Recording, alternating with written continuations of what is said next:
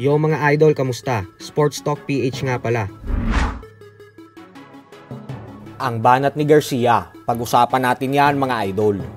Ngunit bago ang lahat ay huwag kakalimutang mag-subscribe at i-click ang notification bell button for more sports talk. So kanina nga lamang po ay naganap na ang final press conference para sa bigating sagupaan na magaganap ngayong linggo sa pagitan ng dalawang knockout artist na sila Ryan Garcia at Oscar Duarte.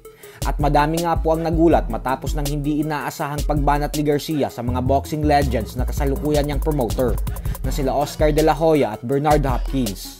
Harap-harapan po kasing tinira ni Garcia ang dalawang ito kanina, kung saan sinabi ni Garcia na hindi daw talaga siya natuwa sa sinabi ni Hopkins na siya daw ang magdidesisyon kung magpapatuloy pa ba si Garcia sa boxing o hindi na.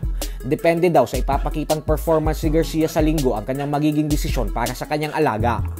Banat ni Garcia na wala daw karapatan si Hopkins na magdesisyon para sa kanya dahil ang mga kasama niya lang umano sa araw-araw na pag-eensayo niya ang pwedeng magdesisyon para sa kanya. Bukod dyan ay kung makapagsalita daw si Hopkins ay akala mo kung sino itong may disiplina sa sarili. Huminto nga daw ito sa pagboboxing sa edad na 51 years old, kung saan na-knockout na nahulog pa daw ito sa ibabaw ng lona sa huli niyang laban. Hindi din pinalampas ni Garcia si Oscar De La Hoya.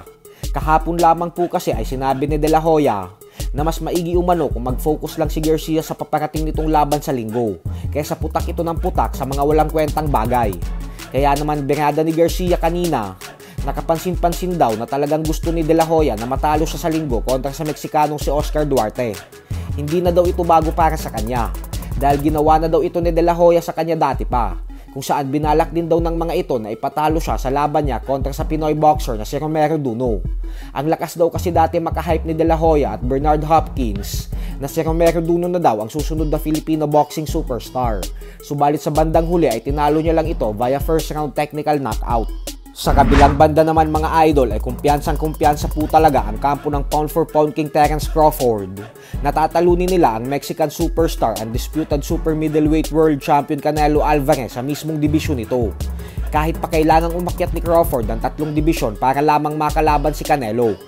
Ayon sa trainer ni Crawford ay sigurado daw sila na si Crawford ang magtatagumpay kapag nagtagpo ang dalawa sa ibabaw ng lona. Dahil madami daw talaga silang nakikitang butas sa mga galaw ni Canelo sa tuwing lumalaban ito. Samantala, ang current WBO Super Featherweight World Champion Emmanuel Navarrete nga po ang isa sa pinakaaktibong world champion ngayon sa sports ng boxing, kung saan madalas itong lumalaban ng 3 hanggang 4 na beses sa loob lamang ng isang taon, isang bagay na hindi pangkaraniwan sa mga boksingero ngayon.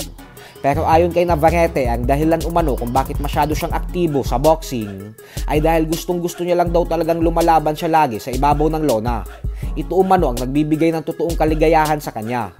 Bukod dyan ay gusto niya din daw kasing pagbigyan lahat ng mga naghahamon sa kanya. So hanggang dito na lang po muna tayo mga idol.